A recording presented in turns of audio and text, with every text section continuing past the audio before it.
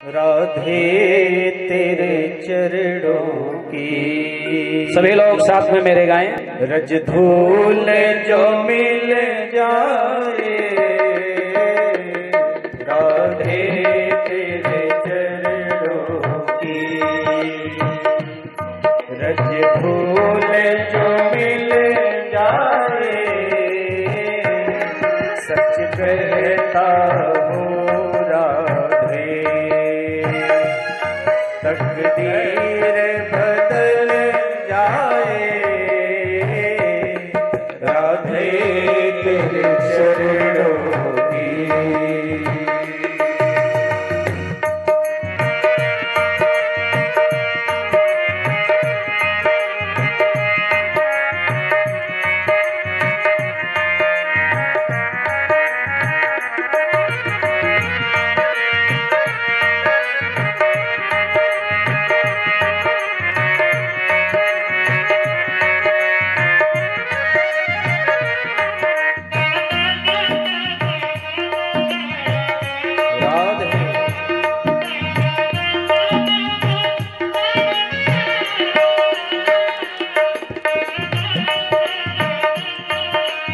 मधुर मधुर ताली बजाते हुए सुनते हैं तेरी रहमत, दिन रात बरसती है। सुनते हैं तेरी रहमत, दिन रात बरसती है। सुनते हैं तेरी रहमत, दिन रात बरसती है। सुनते हैं तेरी रहमत, दिन रात बरसती है। एक बूंद जो मिल जाए, एक बूंद जो मिल जाए, दिल की कली खिल जाए, राधे तेरे चरणों की। श्यामा तेरे चरणों की।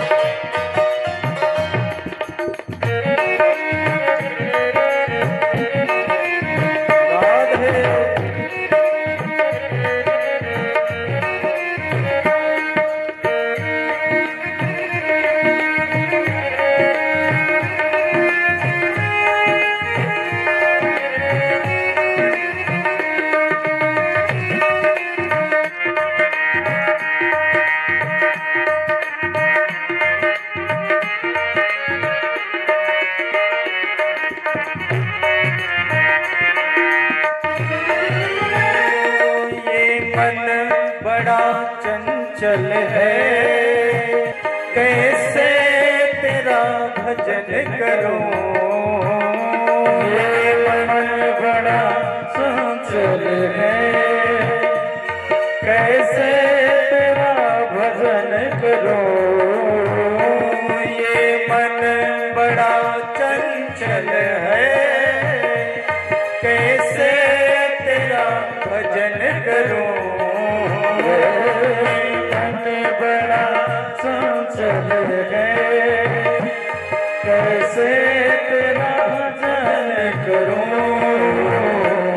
जितना इसे समझाऊं, जितना इसे समझाऊं, उतना ही वचन जाए, राधे तेरे चरणों की।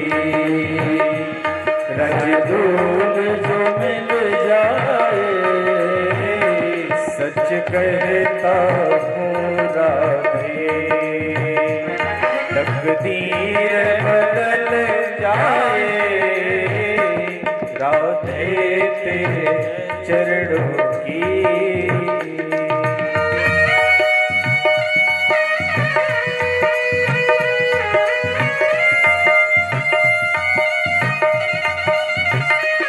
भाव में डूब करके आनंद पूर्वक गाते रहें, मुस्कुराते रहें।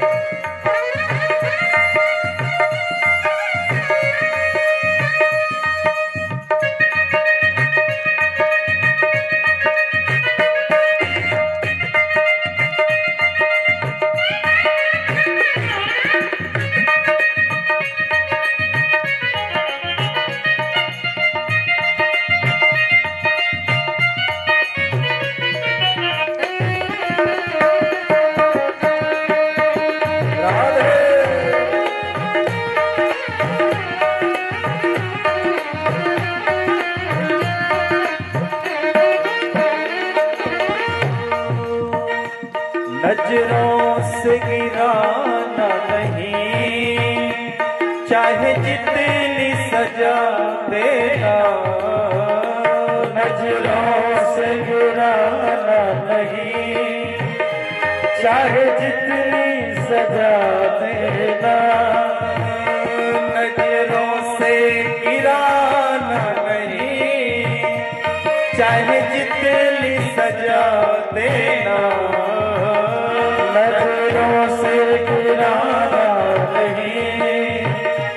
चाहे जितनी सजा देना। नजरों से जो गिर जाए, नजरों से जो गिर जाए, मुश्किल है संभल पाए। नजरों से जो गिर जाए, मुश्किल है संभल पाए।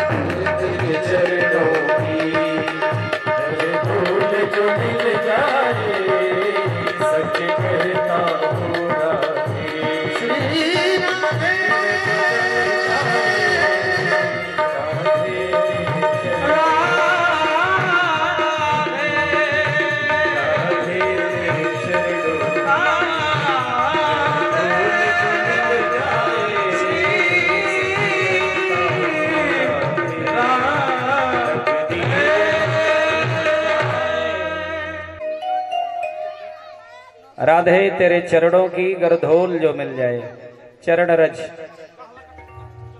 मानो तकदीर ही बदल जाएगी। कुछ लोग बड़े दुखी होते हैं, महाराज क्या करूं, तकदीर मेरी खराब है। जिनकी तकदीर खराब है उसकी भी तकदीर बन जाए तो अच्छा होगा कि नहीं? अच्छा होगा। तो मैं ये तो नहीं पूछूंगा कि जरा हाथ उठाइए किसकी तकदीर खराब है। दो बात है, ये बात पूछना उचित नहीं है। दूसरे कौन उठाएगा? समाज में बताएगा हम सबसे गड़बड़ हैं। प्रायः जबकि लोग मिलते हैं इसी तरह के, महाराज जी आजकल कुछ ठीक नहीं चल रहा है, तकदीर गड़बड़। भाग्य अच्छी हो, भाग्य तकदीर अच्छी हो, बुद्धि कमजोर हो, और मेला देखने के बहाने ही कंस ने बुलाया है। तो मैं निवेदन कर रहा था कि जरूरी नहीं कि तकदीर सबकी अच्छी ही हो, तकदीर बहुत अच्छी हो प्यारे, ध्यान से सुनिएगा। भाग्य बड़ी प्रबल हो, बुद्धि कुछ कमजोर होगी तो काम चल जाएगा, जीवन निभ जाएगा। बुद्धि बहुत तेज हो, कुशाग्र व्यक्ति हो, भाग्य कमजोर हो, तब भी काम चल जाएगा। दोनों कमजोर होगा तब नाव फंस सकती है। तो एक उपाय बता रहा हूं। जैसे मोहर लगाई जाती, मोहर, इसमें बहुत लोग ऐसे होंगे जो मोहर का काम करते हैं, या कागज पर जो ऑफिस में बैठे हैं तमाम लोग, मेरे परिचित भी जो ऑफिशियल वर्क देखते हैं, मोहर देखें। क्या आप लोग जानते हैं कि मोहर में जो लिखा होता है वो उल्टा लिखा जाता है? है कि नहीं? और जब मारते हैं थप्पा तो सीधा छप जाता है, यही तो है। तकदीरिया में कुछ उल्टो लिखल हो न, संत और विप्राचार्य के चरण में भगवान के चौखट पर जब ये मस्तक पड़ेगा, उल्टा लिखा होगा तो भगवान के चरण की मोहर लगते ही सीधा हो जाएगा। बोलिए भक्तवत्सल भगवान की जय। और कल आप देखिएगा सुदामा जी के भाग में लिखा कुछ है और पलट जाएगा भगवान की कृपा से, जबकि विधाता ने लिखा था। बस केवल संवरने के लिए थोड़ा प्रयास कर लीजिए। कथा में आए हैं तो कथा सुन करके प्रसाद लेकर के घर चले जाना, यही इतना काम नहीं है। कुछ शिक्षा लेकर के जाना, कुछ सुधार कर देना। जो व्यक्ति झूठ बोलता हो ज्यादा, वो कुछ झूठ कम कर देगा। एकदम से छोड़ देने के लिए तो मैं कह नहीं रहा हूं, क्योंकि संभव नहीं है। क्रोध जाता आता होगा तो हनुमान जी के मंदिर में चले जाइएगा, प्रभु मेरे क्रोध को कम करिए। बड़ा बल है हनुमान जी के पास, चाहे जिसको उठा के फेंक दें, गांव के गांव फेंक दें, कभी फेंके। सहन शक्ति सकल गुण निधानम वानराणाम देशम, सब गुण है, बलवान भी है। लीलऊ नाघऊ जलनिधि खारा, समुद्र के किनारे। लेकिन अंत में कहते हैं जामवंत पूछो मैं तो ही उचित सिखावंदी जो मुझे। बोधराकार फिर सरल। तो हनुमान जी से कहिएगा क्रोध मेरा शांत करिए। बल हो जाए, धन हो जाए तो उसका दुरुपयोग ना हो, हनुमान जी से मनाइएगा। तमाम प्रकार के अवगुण है जीवन में, कथा का यही मतलब है। 7 दिन सुनने का अभिप्राय यही, कोई अवगुण त्याग दीजिएगा। किसी से ईर्ष्या हो रही हो बिना मतलब की, द्वेष, उसको मिटा दीजिएगा। प्रेम से जीना सीखिए। किसी के आप काम आ जाएं, भगवान से निवेदन करिए हम किसी के काम आ जाएं। ये सच्चा जीवन, ये मानव जीवन है प्यारे। बुद्धि केवल मनुष्य के पास है कि हम ये करें कि ये करें, जानवर के पास नहीं है, पशु के पास नहीं है। और मनुष्य होकर के भी अगर हम निर्बुद्धता पूर्वक काम करें तो साक्षात पशु पुक्ष विषाणहीन, साक्षात हम पशु ही हैं, केवल सींग और पूंछ नहीं है। काम, क्रोध, लोभ, मद, ईर्ष्या, द्वेष, पाखंड, तमाम विकारों में से एक विकार अगर 7 दिन की कथा सुनने में आप छोड़ देते हैं तो मैं जानूंगा कि आपने कथा सुनी है। बोलिए राधे राधे। तो आप लोग आपस में मिला लीजिए कि आप क्रोधी ज्यादा हैं कि आप झूठ ज्यादा बोलते हैं, आपके अंदर कमी क्या है। अभिमान तो नहीं है ज्यादा, मिला लीजिए आप लोग। यहां तो मैं ये नहीं बोलूंगा कि अभिमानी लोग हाथ उठाएं, जो झूठ बोलते हैं हाथ उठाएं, जो दारू पीते हुए हाथ उठाएं, ऐसा भी नहीं बोलूंगा। आप मिला लीजिए अपने से स्वयं। और मेरा निवेदन है हाथ जोड़ करके, ये मेरा निवेदन आखिरी दिन होता है, लेकिन पता नहीं याद रहेगा, समय रहेगा कि नहीं। आज ही निवेदन करता हूं, मेरे कथा सुनाने का अभिप्राय यह है, एक कोई कमी छोड़ दीजिएगा, यही मेरी मांग है। मुझे आप बढ़िया कपड़ा ला के दीजिए, दक्षिणा दे दीजिए, माला फूल से सज्जित कर दीजिए, ये मेरी मांग नहीं है। वो तो सम्मान आप लोगों के माध्यम से श्री हनुमान जी, पंडित जी करते ही हैं। मेरी एक मांग है कि एक कमी कोई बढ़िया से निकाल देना। माँ बाप की सेवा जो लोग नहीं करते होंगे वो सेवा करेंगे।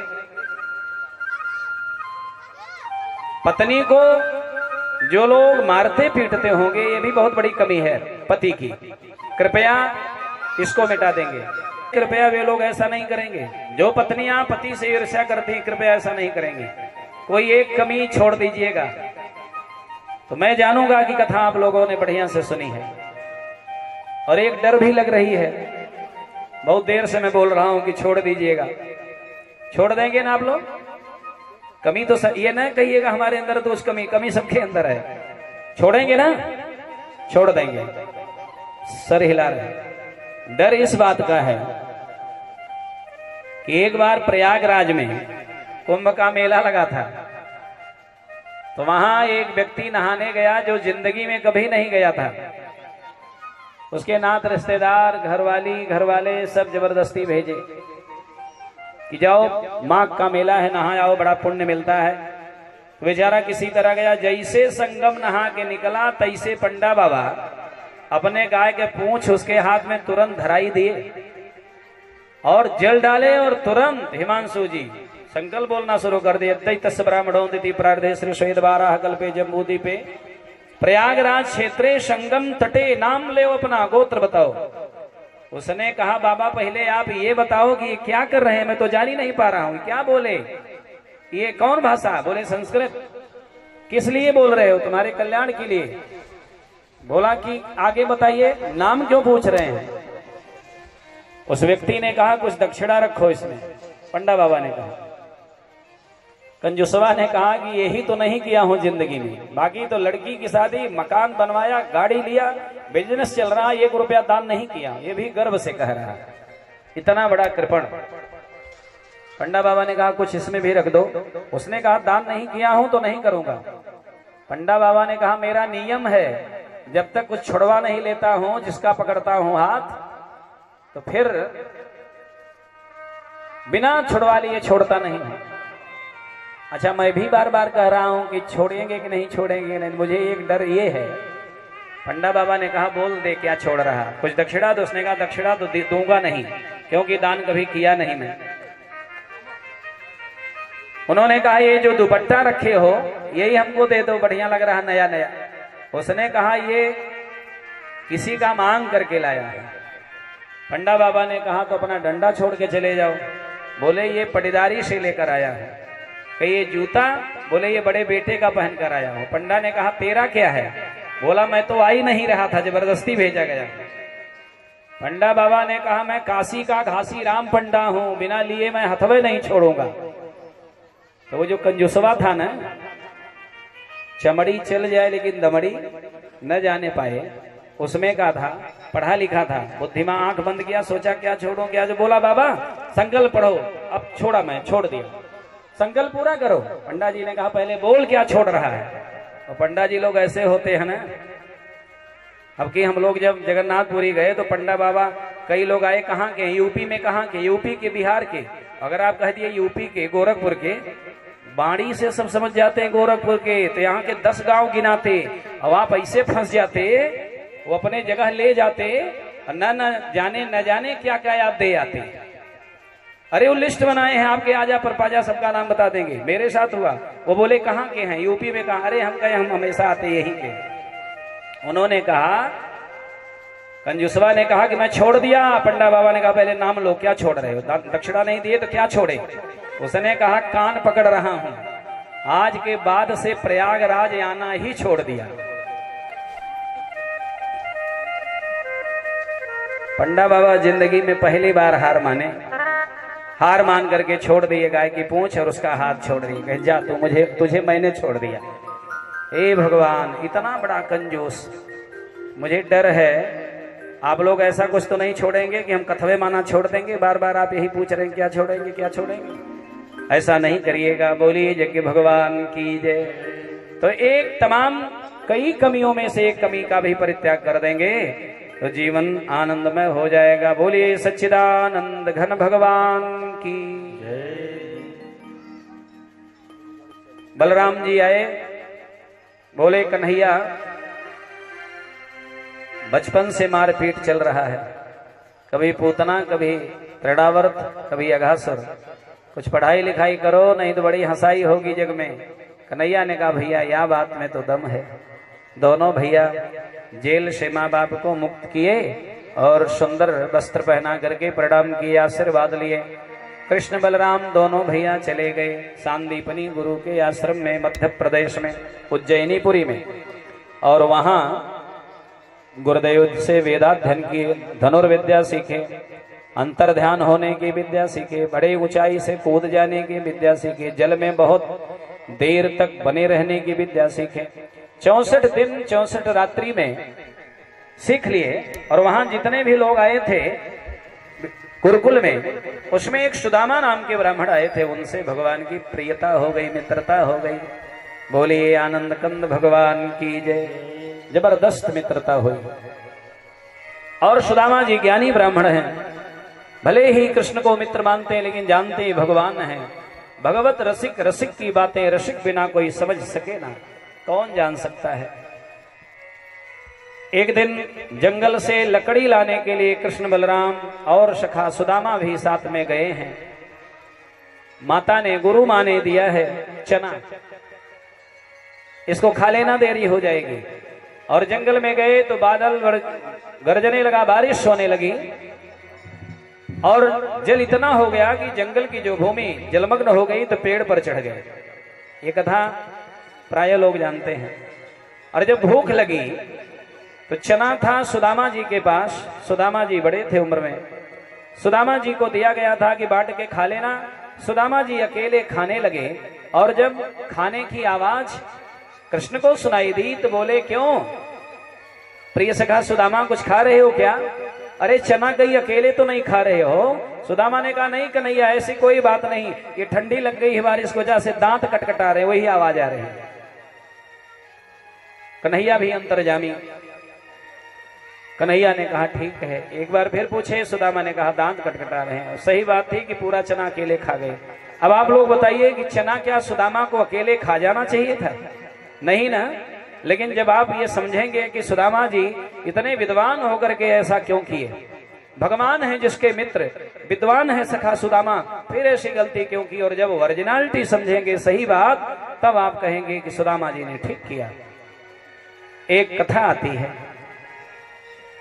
एक बार एक कुटिया में एक बुढ़िया माँ विपन्नता के साथ जी रही थी, यापन कर रही थी। खाने को कुछ नहीं था, चना भिगोई थी, एक कपड़े में बांध करके रखी थी। उधर से चोर आया और उस कुटिया में गया, कुछ नहीं मिला तो चने को जो कपड़े में बांधा गया उसको कुछ और समझ करके वो सोचा कि बुढ़िया है, कुछ रखी होगी, सोना चांदी उठा करके ले गया। उठा करके चना ले गया। जब देखा चना है तो चोर को चने की जरूरत थी नहीं, चने की चाहत नहीं थी, इस नाते एक जगह गिरा दिया। और एक व्यक्ति मथुरा का जा रहा था और वो जा रहा था यात्रा करने, वो वही चना ले जा करके उसी कुटिया में एक दिन पहले गुरु माता के पास रख दिया था। गुरु माँ ने देखा नहीं ताजा चना है, लाओ आज यही चना दे देती हूं। और वही चना सुदामा को पकड़ाई कि आप दोनों खा लेना।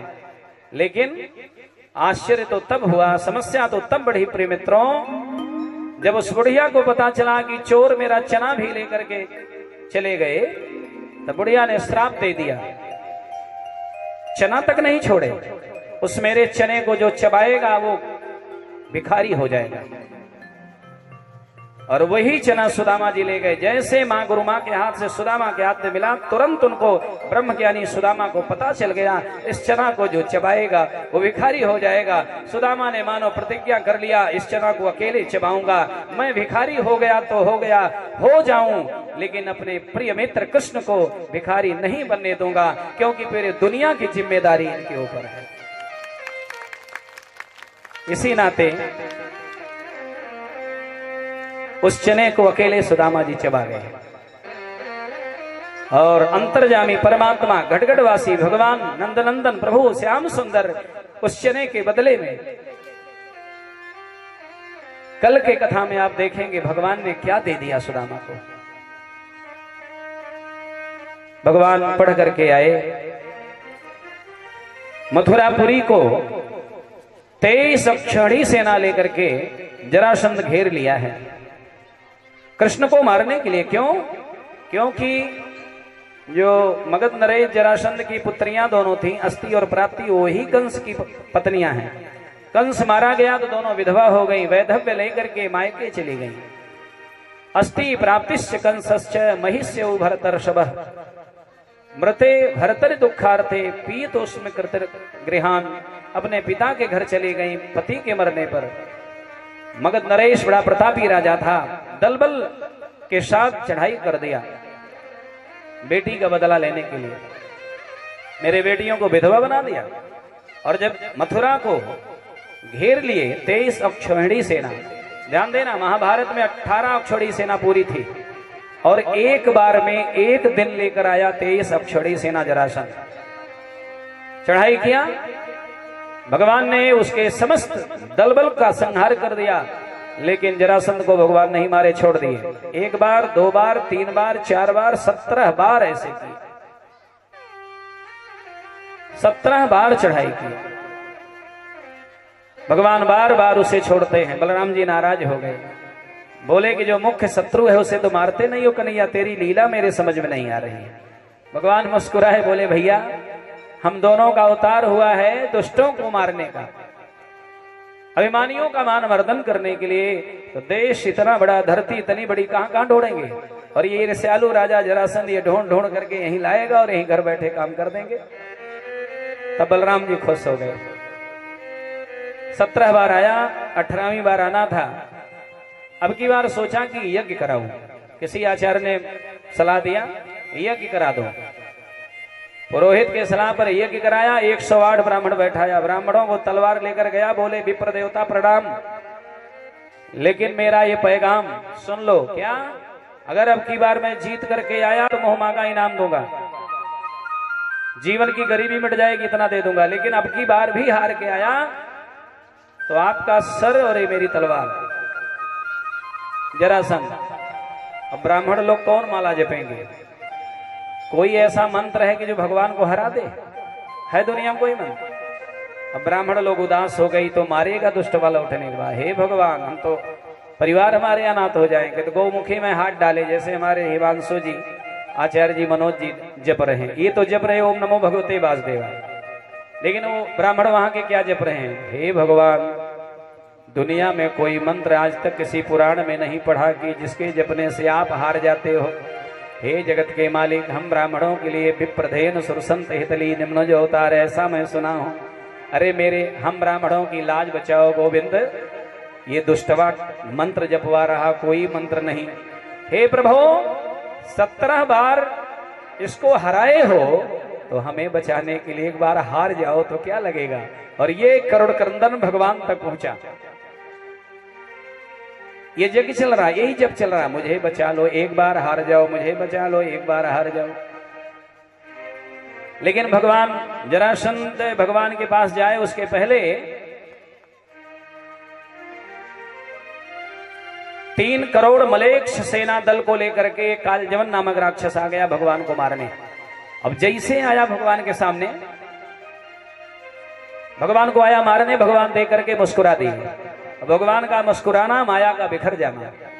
हासोन्माद करी छे माया, प्रभु हंसदीन मधुर मुस्कानी। भगवान हंसे की माया फैल गई। सावधान रहना, भगवान हंसा के फंसा लेते हैं। भगवान कभी कभी हंसा के फंसाते हैं। मानो उसको फंसा दिए और वह आया था मारने, अब तो मोहित हो गया। भगवान को पकड़ने के लिए हाथ बढ़ाया, भगवान भागने लगे, पीछे पीछे दौड़ाने लगा। बलराम जी से बोले कि इनके 23 करोड़ सेनाओं का संहार करो। भैया मैं इसको ठिकाने लगा के आता, क्योंकि इसको वरदान मिला, मैं भी नहीं मार पाऊंगा। लेकर के एक गुफा में चले गए, जंगल की गुफा में प्रवेश किए। वहां एक राजा सो रहे थे। राजा को अपनी पीताम्बरी उड़ा दिए, बगल में खड़े हो गए छुप करके। ये दुष्ट काल बन गया, इसे लगा कि मेरे डर के मारे ये पीताम्बरी ओढ़ करके सोया है। बिना विचार किए अपने पद से, अपने पैर से जोर का प्रहार किया उस व्यक्ति के ऊपर। राजा सो रहा था, जगा, और जगते ही उठकर बैठते ही उसके नेत्र से इतनी ज्वाला निकली को जल करके भस्म हो गया। बोलिए आनंद कंद भगवान की। जल करके भस्मसात हो गया। भगवान बगल से आए तो जो राजा उस जलाए थे वो भगवान को प्रणाम किए। भगवान को देख करके भगवान ने कहा आपका परिचय। भगवान को परिचय की जरूरत नहीं, जानते हैं, लेकिन आप लोगों के लिए भगवान ने पूछ दिया आपका परिचय। उन्होंने कहा प्रभु मैं राजा मुचकुंद हूं, मेरे वंश में ही भगवान राम, और प्रभु आप ही तो हैं राम, मैं आप ही के तो वंशज हूं। भगवान ने कहा यहाँ कैसे? जब तक सब जानते हैं भगवान फिर भी बताना चाहते हैं आप सकल समाज को। राजा मुचकुंद ने कहा देवासुर संग्राम में देवताओं की तरफ से मैं युद्ध करने के लिए गया था, लेकिन भगवान शिव के ज्येष्ठ पुत्र कार्तिक जब सेनापति बन गए देव के, तो मुझे उन लोगों ने कहा आप थक गए हो, विश्राम कर लो। देवताओं ने मुचकुंद महाराज से कहा कि मुक्ति को छोड़ करके मैं दे सकता हूं बहुत कुछ, क्या चाहिए? राजा ने कहा मुझे कुछ नहीं चाहिए, कहीं आराम करने की जगह बताओ। तो बोले फला जंगल में, फला गुफा में जाकर के सो, और कोई अगर आपको सोने में विघ्न डालेगा तो भस्म हो जाएगा। इस कहानी को भगवान जानते थे, तो कालजीवन को वहीं ले जाकर के मरवा दिए। मुचकुंद जी को भगवान ने आशीर्वाद दिया, जाओ और आप भजन करो। चले गए बद्रिका आश्रम। भगवान ने कहा अगले मनवंतर में आप आओगे तो आपको मैं अधिपति बना दूंगा स्वर्ग का, आप चले जाओ। आशीर्वाद देकर के विदा किए। भगवान आए तब तक बलराम जी 3 करोड़ सेनाओं का संहार कर चुके थे। अब की बार 18वीं बार उधर यज्ञ करा रहा ब्राह्मणों को पूजा में बैठा करके जरासंध पुनः 23 अक्षौहिणी सेना लेकर के घुड़सवार, हाथी वाले, पैदल वाले, रथ वाले सब आए हैं। और अब की बार बलराम जैसे तैयार हुए युद्ध के लिए, बलराम के कान के पास कन्हैया ने कहा भैया अब की बार भाग चले। क्यों? माला जो जप रहे ब्राह्मण लोग, एक बार हार जाओ तो क्या हो जाएगा। भगवान ने कहा बलराम जी से भागो। बलराम जी को अच्छा नहीं लगा, ये भागोगे, हम वीर हैं। भगवान ने कहा बाद में बताएंगे, भी भागो। भागे और जरासंध दौड़ाया। 45 कोस के पहाड़ पर भगवान कूद करके चढ़ गए। 64 दिन रात्रि में गुरु सांदीपनी के आश्रम से 64 कला को सीख करके आए हैं। आते समय गुरुदेव के मृत पुत्र को गुरु माता के मांगने पर ला करके यमराज के पुरी से दे करके आए थे और 43 कोस के उच्च शिखर पर चढ़ गए। जरासंध उसमें जो जंगल था आग लगवा दिया। पूरे विश्वास के साथ वो वापस आ गया, किसी जंगल में जल करके दोनों भाई मर गए होंगे। लेकिन भगवान ने क्या किया, भैया के हाथ में अपना हाथ दिए, ऐसे पकड़े हाथ को और पीछे समुद्र था उसी में छलांग लगा दिए। भगवान कूद गए। उत्तुंग ऊंचाई से कूद जाने की भी कला सीख कर आए थे। विश्वकर्मा को बुला करके द्वारिकापुरी का निर्माण हुआ, राजा बन गए। भगवान बोलिए द्वारिकाधीश भगवान की जय। बीच में एक कथा और जिसको स्पर्श करके हम आगे बढ़ गए समय अभाव में। भगवान एक दिन उदास बैठे थे तो उनके एक मित्र हैं, नाम है उद्धव, वृषणी वंश में आए हैं, जो बृहस्पति के शिष्य हैं। वृषणी नाम प्रवरो मंत्री कृष्ण से दैत्य सखा विशिष्यो बृहस्पते साक्षात बुद्धवो बुद्धि सत्तम। परम बुद्धिमान श्री उद्धव जी को भगवान ने ब्रज में भेज दिया। क्यों? भगवान उदास बैठे थे। उद्धव जी ने कहा क्या बात है, कुछ खा पी रहे नहीं हैं? क्योंकि असली माँ बाप के पास तो अब आए हैं 11 वर्ष के बाद। पले तो है नंद जसोदा के यहाँ, जन्मदात्री माँ देवकी अब मिली हैं। तो बालक की 11 वर्ष का बालक हो गया, स्वभाव से परिचित नहीं, क्या खाता है क्या नहीं खाता है, कैसे मनाना है कैसे खिलाना है। देवकी जी बड़ी दुखी हैं। उद्धव से कहती हैं तेरा सखा है, तू जाके पूछना। उद्धव जाके पूछो ना, क्यों उदास रहता है कन्हैया। उद्धव जी ने कहा क्या बात है। कई बार जब किसी के दुख में आप पूछने लगेंगे क्या बात है तो रुलाई आ जाती है।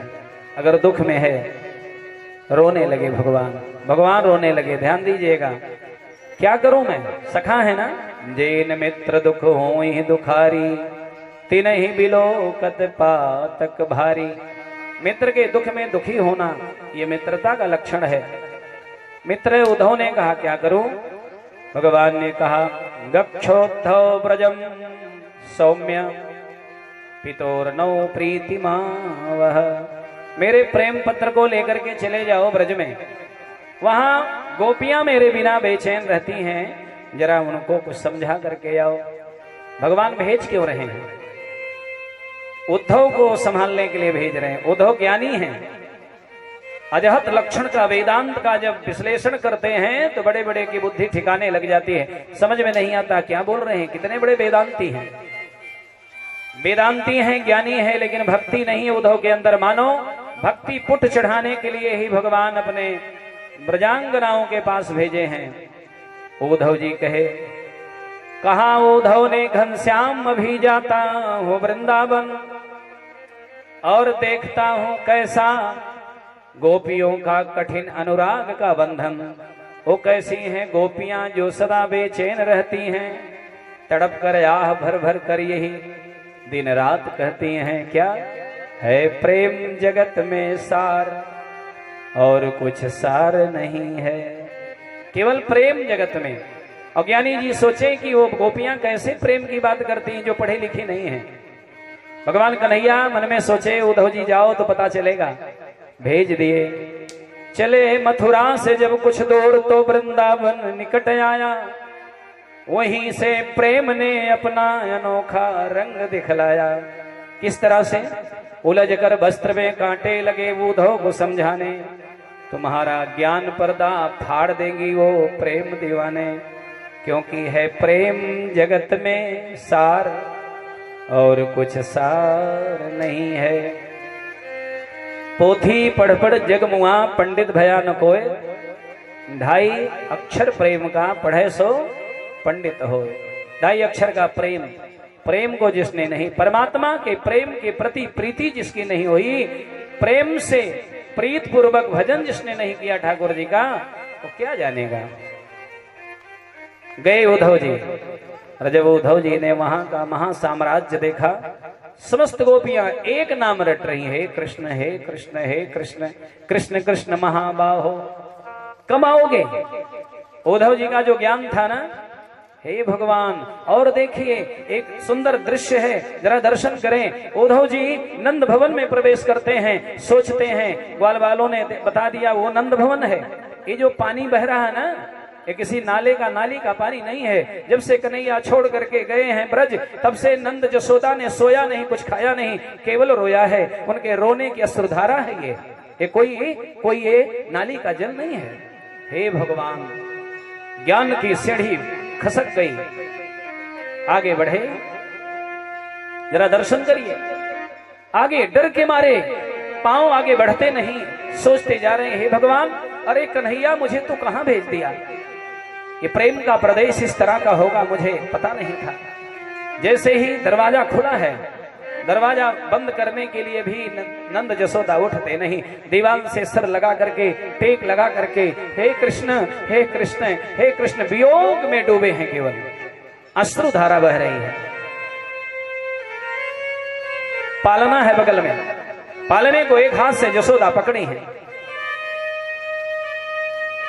अक्रूर जी ने कहा, नंद जी महाराज प्रणाम, मैं मथुरा से उद्धव आया हूं। आगे गए, बोले यशोदा मैया प्रणाम, मैं मित्र सखा, आपके लाला का सखा उद्धव। यशोदा ने क्या कहा मालूम है? यशोदा ने कहा, अरे कौन है, कौन शोर मचा रहा है, शांत हो जा, मेरा लाला बड़े मुश्किल से सोया है, मैं बहुत ठोंक करके सुलाई हूं, लोरी गा करके सुलाई हूं, लाला मेरा जग जाएगा, कौन शोर मचा रहा है। बिहवल हो गई जसोदा, पागल हो गई जसोदा। जिस कृष्ण के बिना जसोदा एक श्वास तक नहीं लेती थी, आज इतनी पागल हो गई है, पालने को छोड़ नहीं रही है। कहती कौन शोर मचा रहा, व्यवधान डाला है, अपने लाला को बड़े मुश्किल से सुलाई हूं। ज्ञानी की सभी सारा ज्ञान सूख गया। उद्धव जी घबरा गए कि मैं क्या करूं, कन्हैया तो मथुरा में है, अरे ये मैया तो पागल हो गई है, कहती हैं कि पालने में मेरा लाला सो रहा है। प्रणाम करके दूर हट गए, हिम्मत नहीं ली आगे जाने की। और जब दूसरे दरवाजे से आगे बढ़े तो गोपियां नंद भवन को छोड़ करके तब से अपने घर को नहीं गई। जब से गोपियां को छोड़कर कन्हैया चला गया और कहा आज जा रहा हूं, कल मेला देखूंगा, परसों आ जाऊंगा। वर्षों बीत गए, आया नहीं। देखिए गोपियों के मंडल, 1000 गोपियों के मंडल के बीच में राधा रानी एक सिंहासन पर बैठी है। समस्त गोपियां राधा रानी से हाथ जोड़ करके जल में दूध लेकर के, कोई जल लेकर के निवेदन कर रही हैं। इतने दिन बीत गए, आप कुछ खा तो लीजिए, कुछ खा लीजिए। तब तक प्रभावती दौड़कर आई, अरे राधा रानी खुशी की बात सुनाऊं। चुपके से उद्धव जी सुन रहे हैं, आप लोग भी ध्यान से सुनिए। उद्धव जी सुन रहे हैं, अरे मां गोपियों के मध्य में प्रभावती जी आई हैं। प्रभावती भगवान को बहुत मानती थी, राधा को बहुत मानती हैं। राधा के वेदना को प्रभावती जितना कोई नहीं जान पाया। प्रभावती ने कहा हो सकता है मेरे इस वचन से राधा खुश हो जाएं। बोली महारानी जी प्रणाम है चरणों में, आज मैं एक स्वप्न देखी हूं। क्या स्वप्न देखी हूं? कन्हैया आया, मैं गाय दूह रही थी, मुझसे कहा प्रभावती भूख लगी है, जरा गैया का दूध मेरे मुख में दूध देना। मैंने कहा लाला मुख खोल। और जैसे ही गैया के स्तन के नीचे लाला ने मुख खोला, मैं दूध दोती रही और इतने में मुझे ध्यान आया कि मैं स्वप्न देख रही हूँ। मैं आंख बंद करके, फिर बाद में पता चला मैं दूध दूह रही हूँ, लेकिन ये मेरा स्वप्न था कि कृष्ण आया है। वहां कृष्ण नहीं था और मैं बाल्टी हटा करके कृष्ण के मुख में दूध दोने के जगह पर सारा दूध मैं जमीन में दो दिया। एक गोपी दौड़ कर आई, मैं जमुना में जल भरने गई। मटके में मटका बड़ा, पानी ज्यादा था। मैंने कहा कोई उठा दे, कन्हैया आया उठाने, और जैसे उठाया मस्तक पे रखी तैसे कन्हैया गायब हो गया। आज मैं ये स्वप्न देखी हूं। प्रभावती खड़ी हो गई, बोली राधा जी आप भी बताइए ना, आपने क्या स्वप्न देखा है? ये उद्धव जी दूर से सुन रहे हैं। राधा ने कहा जब से कन्हैया गए ना, तैसी तब से मेरी वैरण निदिया भी कन्हैया के साथ चली गई, मेरी निद्रा भी चली गई। जब से कृष्ण गए तब से राधा सोई नहीं है। राधा कहती हैं सखियों मैं सोई नहीं तो स्वप्न क्या आएगा। उद्धव जी आगे बढ़े हिम्मत करके। एक गोपी इतनी सुंदर प्रणाम कर लिए, बोले राधा रानी के चरणों में प्रणाम है। उसने कहा रे ऐसा मत बोलो, मैं राधा महारानी के दासी की दासी हूं। और आगे बढ़े, दूसरे को प्रणाम किया। उसने कहा मैं राधा के दासी की दासी। समझ नहीं, सब सुंदर हैं। और जब राधा रानी के यहाँ गए, जिनको ज्ञान सिखाने आए, इनका ज्ञान बल कमजोर पड़ गया और राधा रानी के चरणों में गिर गए और रोने लगे। राधा रानी के चरणों में गिर करके श्री उद्धव जी रोने लगे। एक भंवरा आता है, भंवरा गुंजायमान होता है, गुनगुनाता है। एक सखी ने कहा तू भी कपटी है और तेरे जैसे मेरा कन्हैया भी कपटी, तू भी काला है वो भी काला है। मधुप कितव बंधो मास प्राग सांघ्रीश वतनया, तेरे मूछों में न पराग लगा है, कमल का फूल का पराग। और तू जैसे गुनगुना के जा रहा है ऐसे गुनगुना करके कन्हैया चला गया और लौट करके आया नहीं। तू बड़ा कपटी है। ये सब उद्धव देखते रहे। एक गोपी बहुत निवेदन पूर्वक आई है, बोली ये दूध थोड़ा गर्म था। और राधा जी ली, कन्हैया का नाम लेकर के पी गई। दूध बड़ा गर्म था। और जब उद्धव जी वहां रहे, उद्धव सुधव हो गए, खुल गए उनकी पोल। ज्ञान बजावे डुमडुमी और प्रेम बजावे ढोल। प्रेम की जीत हुई है, प्रेम का पुट चढ़ गया इनके ऊपर। अनंत बार प्रणाम करके आए। दूर से कन्हैया ने कहा उद्धव जी जय सिया राम, आइए बधाई हो, कैसी रही यात्रा? उद्धव जी ने कहा ए कन्हैया तू बड़ा कपटी है, तू बड़ा कठोर है। गए थे ज्ञान देने और आज खुद ज्ञान भूल करके चले आए। बोले तू बड़ा कपटी है, मैं तो जानता था कि गोपियों की गलती है, अरे तू इतना निष्ठुर। भगवान ने कहा कुछ जल पी लीजिए तब बताऊं। भगवान बुलाए। कन्हैया ने कहा आप मेरे मित्र हो, वेदांती हो, ज्ञानी हो, लेकिन प्रेमी नहीं आप थे। आपको ज्ञान का अभिमान था, इस नाते मैंने भेजा। आप आंख बंद करिए। आंख बंद किया उद्धव जी ने। कन्हैया ने कहा आंख खोलो। जैसे उद्धव आंख खोले तो उसी सिंहासन पर बगल में राधा, हजारों गोपियों के बीच में भगवान विराजमान है। ताली बजा करके भगवान का अभिनंदन किया जाए। भगवान ने कहा उद्धव इन गोपियों के बिना, इन राधा के बिना मैं जी नहीं सकता। ये तो हमारे पास है। मैं चाहता तो मथुरा में 2-4 गांव बसा देता, मैं ही राजा यहाँ का, मैं बसा देता। लेकिन वहां का प्रेम अलग है, यहाँ का ऐश्वर्य अलग है। मेरे ग्वाल बाल यहाँ रहते तो मेरे साथ जिद करते कबड्डी खेलो, और मैं यहाँ का राजा हूं तो यहाँ के लोगों को ऐश्वर्य शक्ति को अच्छा नहीं लगता। मैं सोचा कि वन का फूल वन में ही खिले, इस नाते उन लोगों को हमने वहीं रहने दिया। मैं चाहूं तो दिन में 2-4 बार जाके मिल के आऊं, लेकिन ये सब तुम्हारे लिए मैं भेजा था उद्धव। और गोपियों से आपका मिलन कराना बहुत आवश्यक था। आसा महो चरण रेणु जसा महंस्या, वृंदावने किमपि गुल्मलतौ सधीनाम, या दुष्टजन स्वजन मार्ज पथम च भित्वा, भेजुर्मुकुंद पदवीं श्रुतिभिर्भिमिज्ञाम्। आशा महो चरण रेणु जसा महंसा।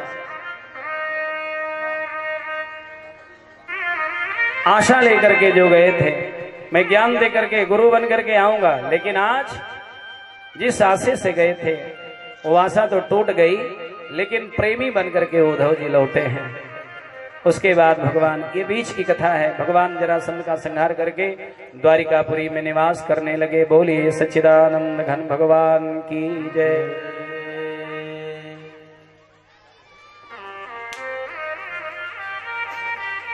बोलिए श्री हनुमान जी महाराज की जय। राधा और गोपियों के जैसे ही प्रेम सत्कर्मों के द्वारा भगवान कन्हैया के माध्यम से भगवान श्री कृष्ण के चरण रज को पाने के लिए जब गोपियों के जैसे ललक होगी, चाह होगी, प्यारे, अगर ये लालसा होगी और उद्धव के जैसे ज्ञानी होकर के प्रेमी बनने का मन होगा, तब आनंद आएगा। अभी कुछ देर में भगवान द्वारिकाधीश बन गए। द्वारिकाधीश के पास एक पत्र आएगा, प्रेम पत्र। अंग्रेजी में उसे कुछ और आप लोग कहते हैं, लेकिन उस पत्र को बदनाम कर दिया समाज के लोगों ने। प्रेम पत्र आज देखिएगा कैसे लिखा जाता है और कैसे पढ़ा जाता है। लेकिन आइए, प्रेम की जहां बात है तो गोपियों के और उद्धव के बीच में जो संवाद हुआ है, प्रेम पत्र में, प्रेम पट में पलट गया मन जिनका, ज्ञानी उद्धव जी हैं वो। गोपियों ने कहा, उद्धव जी ये तो प्रेम प्रदेश है, ये ब्रज प्रदेश है, यहाँ ज्ञान की बात नहीं चलेगी। तो गोपियों ने जो प्रेम का उपदेश दिया है, आइए एक भजन के माध्यम से आनंद लेते हैं। उसके बाद भगवान के विवाह की तरफ बढ़ते हैं। भगवान मेरे पास एक सूचना भिजवाते हैं कि मैं आने वाला हूं, तब मैं आपको बताता हूं कि भगवान आने वाले हैं। आइए एक भजन से आनंद लिया जाए। बोलिए आनंद कंद भगवान की जय। हम प्रेम दीवाने हैं, ऐ उद्धव हमें ज्ञान की पोथी न सुनाना। हम प्रेम दीवाने हैं, वो प्रेम दीवाना।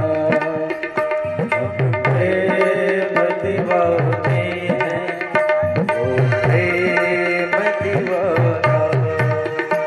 ऐ उद्धव हमें ज्ञान की, ऐ उद्धव हमें ज्ञान की पोथी न सुनाना।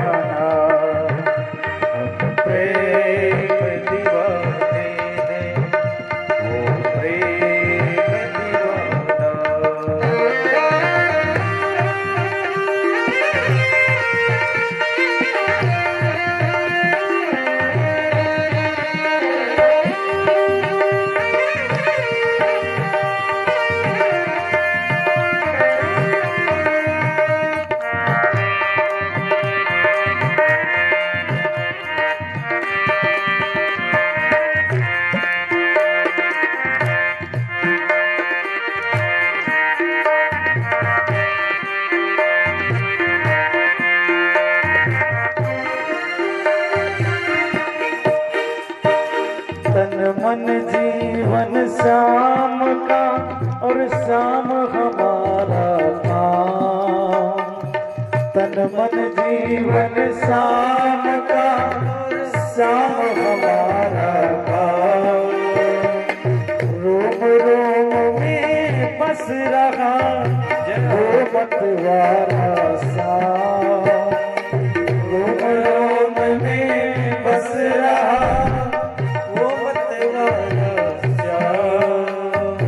तन में अब योग का, इस तन में अब योग का नहीं कोई ठिकाना।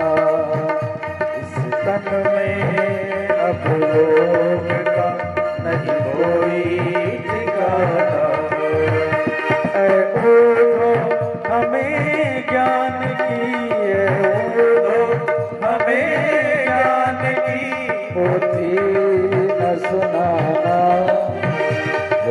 प्रेम दीवाने हैं वो प्रेम दीवाना हम प्रेम दीवाने हैं वो प्रेम दीवाना।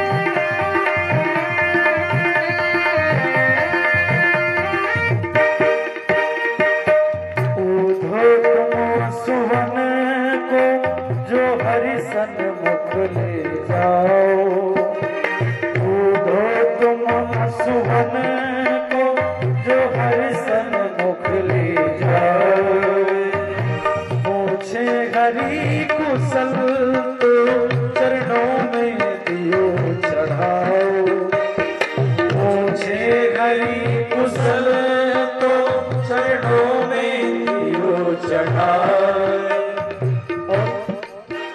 कहियो जी इस प्रेम का कहियो जी इस प्रेम का ये तुच्छ नजराना कहियो जी इस प्रेम का ये तुच्छ नजराना हमें ज्ञान की हमें ज्ञान की सुनाना हम प्रेम दीवाने हैं वो प्रेम दीवाना प्रेम दीवाने हैं।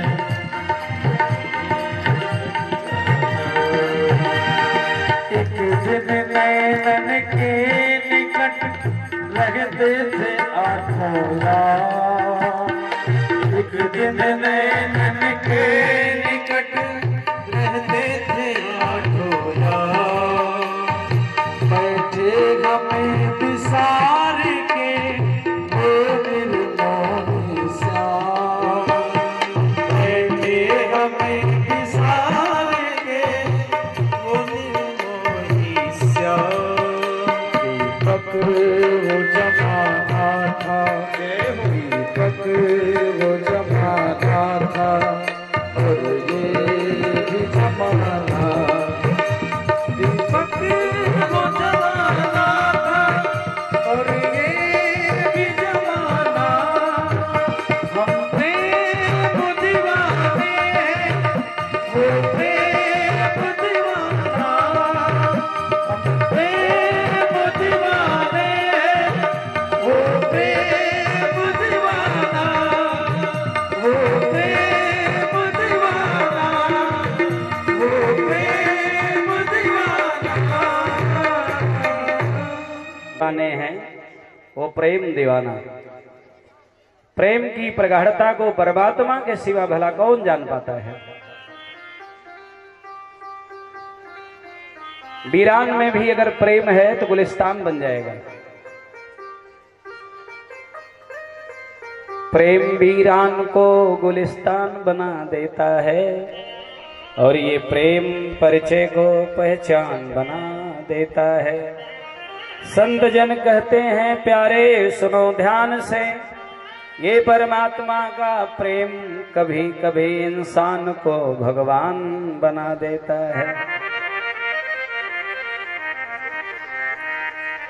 आपस में भी आपका प्रेम बना हो इसलिए प्रेम स्वरूप परमात्मा कन्हैया का ध्यान करना चाहिए। ब्रज में जाना चाहिए।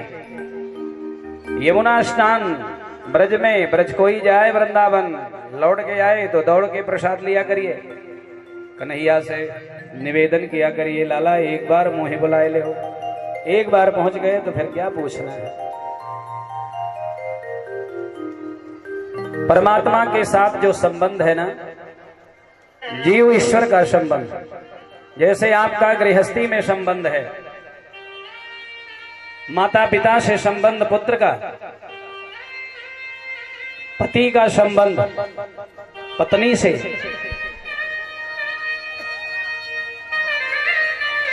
एक बार एक पत्नी पति से पूछी, आप मुझसे कितना प्रेम करते हो स्वामी जी? तो पति देव भावुक हो गए, रोने लगे। समुद्र के किनारे खड़े थे, जगन्नाथ जी गए रहे होंगे दर्शन करने।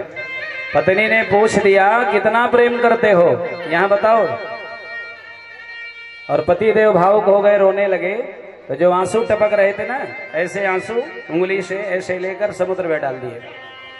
कहिए क्या है? बोले कि उस समुद्र है, उस आंसू को निकालो, और जब तक नहीं निकाल पाओगी तब तक मैं तुमसे प्रेम करता रहूंगा। ये उदाहरण इनका। तो समुद्र ने कहा कि अरे तुम पुरुष लोग कितने चालाक हो, कहां कहां से ढूंढ करके लाते हो पत्नियों को बेवकूफ बनाने का तरीका। बताइए कोई तरीका है? ये एक बूंद समुद्र में मिला वो फिर निकलेगा? लेकिन मैं एक उदाहरण पूर्वक बताऊं कि प्रेम पत्नी और पति का कैसा होना चाहिए। ये 5 उंगली है ना, ऐसे करिए हाथ, है ना, 5 उंगली इसमें भी है। तो बीच की उंगली सबसे बड़ी है, एक प्रैक्टिकल। बीच की उंगली सबसे बड़ी। तो सबसे बड़े परिवार में कौन होते हैं? माता पिता। तो एक उंगली के पिता और एक उंगली के बीच की मान लो माता। तीन दोनों को तो अलग कर दो, ये प्रैक्टिकली ज्ञान है। ऐसे करो, बीच वाली उंगली को ऐसे नीचे कर लो, बाकी अनामिका को अनामिका में, कनिष्ठिका को कनिष्ठिका में, तर्जनी को तर्जनी में, और अंगुष्ठा को अंगुष्ठा में। तो माता पिता तो नीचे हैं, वो तो दोनों लोग हैं, वो महान हैं। लेकिन ये जो 4 और बचे हैं, ये प्रैक्टिकल है। करो, घर पे जाके करना। मास्टर साहब तो आप यही कर रहे हैं, करके देखिए। तो ये अंगूठा से जरा खोलिए हाथ, अंगूठा खुल गया, अंगूठा खुल गया। क्यों? ये क्योंकि ये गुरुओं का, पूर्वजों का आशीर्वाद है। कभी आशीर्वाद है, कभी नहीं है, कभी जुड़ा, कभी खुल गया। आपके जो बेटे थे वो भी कभी अलग हो सकते हैं। मतलब ये तर्जनी देखिए जरा, अलग हो गई, करते रहिए मेरे साथ। इसको फिर लगा लीजिए। कनिष्ठिका माने बच्चे, आपके बच्चे, नाती पोते, जो पुत्र के पुत्र हैं, ये भी अलग हो सकते हैं आपसे। लेकिन जो पति पत्नी का संबंध है, माने जो महत्वपूर्ण अंगुली है, उसका नाम तर्जनी। अब जरा ऐसे सटाए रहिए, अंगूठा को जैसे हटाए, तर्जनी को हटाए, कनिष्ठिका को हटाए। अब जरा पति पत्नी का प्रेम अलग करके जरा देखिए, तर्जनी को हटाइए, हटाइए जैसे मैं किया हूं। कोई हटा पाएगा तो बताए। हनुमान जी कह रहे हैं गुरु जी ये मास्टर साहब जाना है। तर्जनी उंगली हट रही है, छुड़ाइए इसको, नहीं छूटेगा। और ये होता है पति पत्नी का प्यार। इतनी प्रीति, इतना प्रेम जब परिवार में होगा, जो कर लिए सही से, नहीं तो बाद में हो गया ना। देखिए बाबू कर लिया, तो और भैया बहल है, तब क्यों कर लिए? मैंने जानने के लिए। शादी नहीं हुई है ना, पहले से सावधान रहो। और ऐसे प्रेम होना चाहिए। तो ये प्रेम, अच्छा इसका परिणाम देखिए। जिस घर में माता पिता में खटपट रहेगी, जिस घर में माता पिता में खटपट रहेगी, उसके बच्चों में विवाद होना ही होना है। वो देखेंगे। और जो बच्चे देखेंगे मेरे माँ बाप रोज ओम जय जगदीश हरे और कथा में जाए के पढ़े, 3 घंटा पढ़े रहे और प्रसाद लेकर आए, मुझे खिलाए, वे ही माता पिता अपने पुत्रों को संस्कृति संस्कार दे करके आगे उस तरह का बना सकते हैं। विजय जी का लड़का मास्टर साहब का रोज आता है लैपटॉप लेकर के, वो कथा उथा के संबंध में क्या आएगा, प्रणाम करेगा, बातचीत करेगा, अच्छा लगता है देख करके। हनुमान जी के पुत्र जी हैं, वो आते हैं, प्रणाम करेंगे सभी आचार्यों को। भोजन हम लोग करने बैठे, दौड़ करके ये लाना वो लाना, ये क्या, ये तुरंत ध्यान जाता है कि माँ बाप इनके निश्चित रूप से अच्छे होंगे। हमारे कृष्ण कुमार जी के लड़के तो क्या पूछना है, मुख्य जजमाने बने बैठे हैं। तो जिस माता पिता में प्रेम नहीं होगा, प्रीति नहीं होगी, संस्कार में दिक्कत हो जाएगी, याद रखिएगा। तब जाकर के आनंद आएगा। भगवान तो आने ही वाले हैं। जीवन में जीना कैसे है, जीवन में खाना क्या है, जीवन में पीना क्या है, जीवन में रहना कैसे है, संबंध कैसे बनाना है। एक दिन मैं निवेदन किया, आज पुनः आपको बताऊं, संसारियों से प्रेम उतना करिएगा जितने में काम चल जाए। ये आपकी बुद्धि पर निर्भर है, आपको कैसे रहना है। इतना समय बर्बाद मत करिए संसार के लोगों के पीछे, क्योंकि कोई अपना नहीं है भगवान के सिवा। ठाकुर जी चाहेंगे, गोपाल हमारे चाहेंगे तो आपकी पत्नी दीर्घ काल तक आपके साथ, बहुत दिनों तक माँ बाप का आशीर्वाद, आपकी नौकरी लग जाएगी। नौकरी में भी उच्च पदों पर आप जा सकते हैं। कब? जब इनकी कृपा हो जाएगी तब। बड़े बड़े संकट, जब से मैं आया हूं इतनी कुंडली लोग दिखा चुके, सबको मैं उपाय बताता हूं, ऐसे करिए, सरल तरीका बताता हूं, लेकिन मूल में भगवान को मैं प्रणाम करता हूं। ठाकुर जी इनकी इच्छा पूरी करिए। कईयों की इच्छा पूरी हुई है। किसी की अगर इच्छा पूरी की पूरी नहीं पूरी हुई तो उसमें कहीं ना कहीं कोई दिक्कत है, कमी है। क्योंकि खाने कमाने में पूरा ध्यान, पूजा पद्धति में लोग पूरा ध्यान नहीं दे पाते, कहीं न कहीं कटौती रह जाती है। और सम्यक उसका अनुपालन करते हुए आगे बढ़े तो पूरा का पूरा लाभ मिलेगा। बोलिए आनंद कंद भगवान की जय। घर में बैठ करके कमरे में आंख बंद करके अपने से पूछना है, मैं कौन हूं, मुझे किसने भेजा है। ये प्रश्न बड़ा उत्तम है, जिंदगी का सर्वोत्तम प्रश्न है। मैं ऐसे ही कहीं से टपक गया कि मुझे कोई प्रेषित किया है, तब आपको उत्तर मिलेगा कि मुझे परमात्मा ने भेजा, मैं ऐसे नहीं आया हूं, मुझे भगवान ने भेजा है। आपको उत्तर मिल जाएगा कि मैं कौन हूं, तब पता चलेगा ईश्वर जन सजीव अविनाशी, मैं परमात्मा का भेजा हुआ हूं, मैं भगवान का अंश हूं। चेतन अमल सहज सुख राशि, मैं सहज सुख राशि हूं, सुख राशि के धाम में। और बिना मतलब में दुखालय में पड़ के दुख ही दुख रटे जा रहे हैं। मन अगर आपका स्वस्थ नहीं है, संतों में और गृहस्थों में यही अंतर है प्यारे।